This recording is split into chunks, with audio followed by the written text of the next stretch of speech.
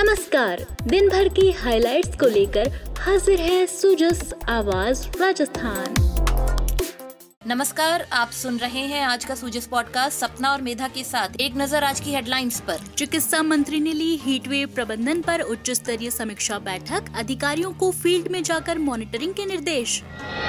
मुख्य सचिव ने की प्रदेश में नए आपराधिक कानूनों को लेकर समीक्षा बैठक, कहा हमारा लक्ष्य न्यायिक और अदालत प्रबंधन प्रणाली की मजबूती।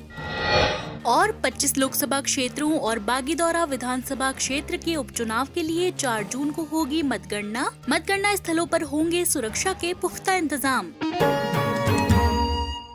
और अब खबरें विस्तार से।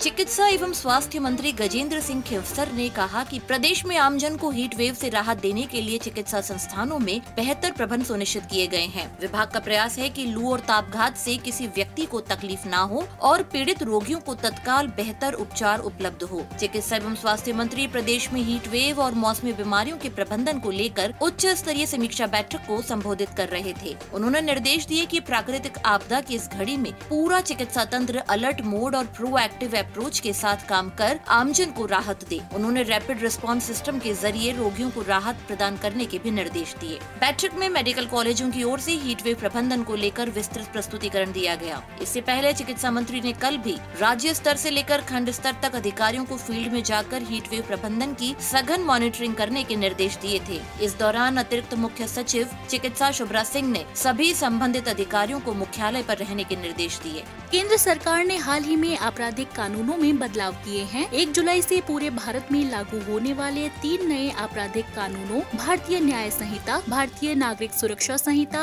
और भारतीय साक्ष्य अधिनियम के प्रभावी क्रियान्वयन के लिए पुलिस कर्मियों को प्रशिक्षण दिया जा रहा है। मुख्य सचिव सुधांश पंत ने प्रदेश में इन नए आपराधिक कानूनों को लागू किए जाने को लेकर समीक्षा बैठक ली। मुख्य सचिव ने कहा कि नए कानूनों की मंशा के अनुरूप सभी कानूनी पेशेवरों, अनुसंधान अधिकारियों और अभियोजकों को सुचारू बदलाव के लिए शिक्षित करें, जिससे इन्हें विभिन्न नए प्रावधानों की बुनियादी ज्ञान और समझ मिल सके। उन्होंने कहा कि हमारा लक्ष्य नागरिकों को तुरंत न्याय प्रदान करना और न्यायिक और अदालत प्रबंधन प्रणाली को मजबूत करना है। उन्होंने नए कानूनों के संदर्भ में आमजन को शिक्षित और जागरूक करने के लिए प्रिंट, इलेक्ट्रॉनिक और सोशल मीडिया की कार्य योजना तैयार करने के आदेश दिए।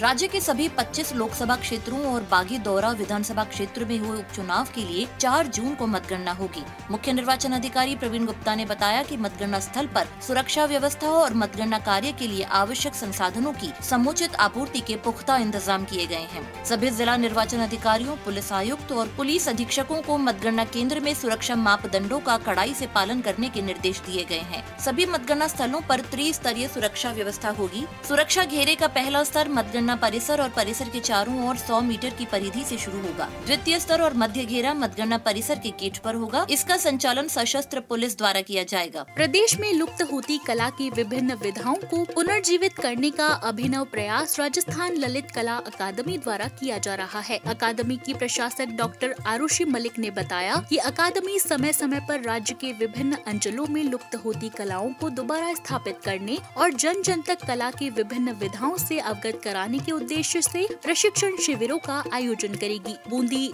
शैली, फड पेंटिंग, टेराकोटा मृदकला प्राय लुप्त हो रही है और इन शैलियों में कार्य करने वाले कलाकारों की संख्या बहुत कम रह गई है, जिन्हें पुनः स्थापित करने के लिए बूंदी शैली के लिए समसामयिक कला दीर्घ कोटा में, फड पेंटिंग के लिए भीलवाड़ा में, टेराकोटा मृदकला के लिए उदयपुर के पश्चिमी क्षेत्र सांस्कृतिक केंद्र, बागौर की हवेली, उदयपुर में प्रशिक्षण शिविर आयोजित किए जाएंगे। इसी क्रम में अजमेर में जल रंग, बीकानेर में उस्ता कला, मथेरन कला, राजकीय संग्रहालयों के सहयोग से प्रशिक्षण शिविर आयोजित किए जाएंगे। उन्होंने बताया कि ये ग्रीष्मकालीन शिविर जून महीने से होंगे। उधर प्रदेश में मिलावट के खिलाफ कड़ी कार्रवाई जारी है। खाद्य सुरक्षा एवं औषधि नियंत्रण आयुक्त इकबाल खान के नेतृत्व में जयपुर में सरना डूंगर स्थित एक फर्म पर कार्रवाई कर करीब 16,000 लीटर खाद्य तेल सीज किया गया। अतिरिक्त आयुक्त पंकज ओझा ने बताया कि फर्म SMV सॉल्वेक्स प्राइवेट लिमिटेड के परिसर में खाद्य सुरक्षा विभाग की टीम ने लगभग 3,500 लीटर सरसों तेल और 12,400 लीटर मूंगफली तेल अमानक खाद्य श्रेणी का होने के संदेह के आधार पर सीज किया।